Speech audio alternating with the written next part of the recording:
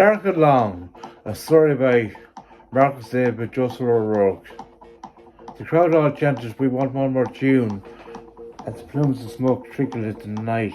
It was fast approaching 4 a.m, and Frank knew he was preserved his energy for the after party in Flamingo's hotel basement. The young Galway native knew he would have a hard task to keep the crowd pumping after his 4-hour set in the infamous Galway club, which was full to rafters with 500 trans fanatics. The GPO was home to 25-year-old resident DJ who had not shaved in 3 weeks. It was ironic that the Gillette had sponsored the night for the head shave, which is a charitable event for the Irish Hostel Foundation. Jam & Spoon's Kaleidoscope Skies was the opening track of the 5-foot giant DJ. In the distance close to the bar, a dark gentleman was standing with a beautiful blonde girl. Their lips were touching him. No, not a pint glass, but which was left in the bar beside was a concoction of drinks which were adjourned the beloved disciples of the night. The crowd flocked to the floor. Immediately, Alexia, "Ooh la la," christened the speakers. Tony Byrne did not know the tune, but his wife, Kim, loved it and danced like it was 1999. Frank knew his set was going great, especially when he dropped Run DMC, which was always a guaranteed floor filler. So Tony said, "It's like that." A tall, dark, handsome man threw his arms around Kim, and they immediately started shifting.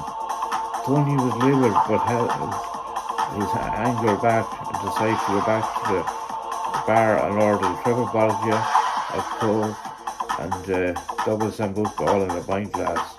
The thirsty young soul drank at the end of the bar. He heard Dark and Long was played. He said to himself, "I must dance because the DJ is God."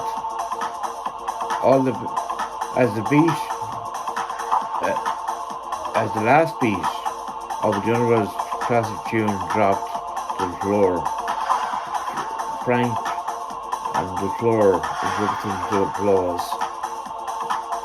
Frank took a look at Tony, who staggered over to the DJ booth and high-fived Frank and said, "I have a few stories for you if you have a minute before you hit the basement," Tony says. "I was in the army, you see, and decided to make my own fireworks.